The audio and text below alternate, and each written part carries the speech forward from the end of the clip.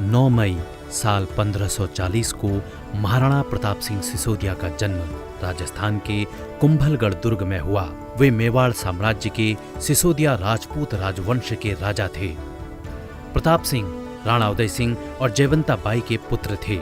उनका नाम इतिहास में वीरता, शौर्य, त्याग, पराक्रम और दृढ़ प्रण के लिए अमर है।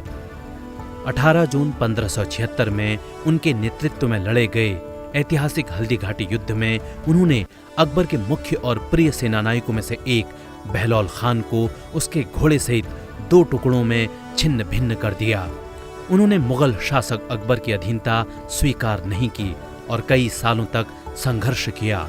आधे हिंदुस्तान के बदले अपनी मेवाड़ रियासत न छोड़ने वाले महान पराक्रमी प्रताप ऐसे शासक थे जिनका शीश कभी भी किसी के सामने नहीं झुका। उनका शीश झुका तो सिर्फ अपने आराध्य एकलिंग जी के सामने। भारतवर्ष में उनका नाम सर्वश्रेष्ठ स्वतंत्रता सेनानियों में अग्रणी है। महाराणा प्रताप के सबसे प्रिय और प्रसिद्ध नील वर्ण ईरानी मूल के घोड़े का नाम चेतक था। हल्दी घाटी के युद्ध में चेतक ने अपनी अद्वितीय स्वामी भक्ति, बुद्धिमता और वीरता का परिचय दिया। हिंदी के प्रसिद्ध कवि श्याम नारायण पांडे ने चेतक की वीरता नाम से एक सुंदर कविता भी लिखी।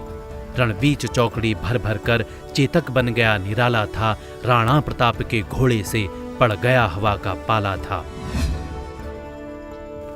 9 मई साल 1861 को रविंद्रनाथ टैगोर का जन्म कोलकाता में हुआ। उन्हें गुरुदेव के नाम से भी जाना जाता है। गुरुदेव विश्वविख्यात कवि, साहित्यकार, नाटककार, संगीतकार और दार्शनिक थे। वे सच्चे देशभक्त थे। वे एकमात्र कवि हैं जिनकी 2 रचनाएं 2 देशों का राष्ट्रगान बनी। भारत का राष्ट्रगान जन गण मन और बांग्लादेश का राष्ट्रीय गान आमार सोनार बांग्ला गुरुदेव की ही रचनाएं हैं। रविंद्र संगीत बांग्ला संस्कृति का अभिन्न अंग है। टैगोर के संगीत को उनके साहित्य से अलग नहीं किया जा सकता। यही वजह है कि उनकी अधिकतर रचनाएं अब गीतों में शामिल हो चुकी हैं। साल 1914 में उन्हें राजा जॉर्ज पंचम ने नाइटहुड की पदवी से सम्मानित किया था। साल 1919 में जलियांवाला बाग हत्याकांड के विरोध में उन्होंने यह उपाधि लौटा दी थी। विश्वविख्यात महाकाव्य गीतांजलि की रचना के लिए उन्हें साल 1913 में साहित्य के लिए नोबेल पुरस्कार से सम्मानित किया गया।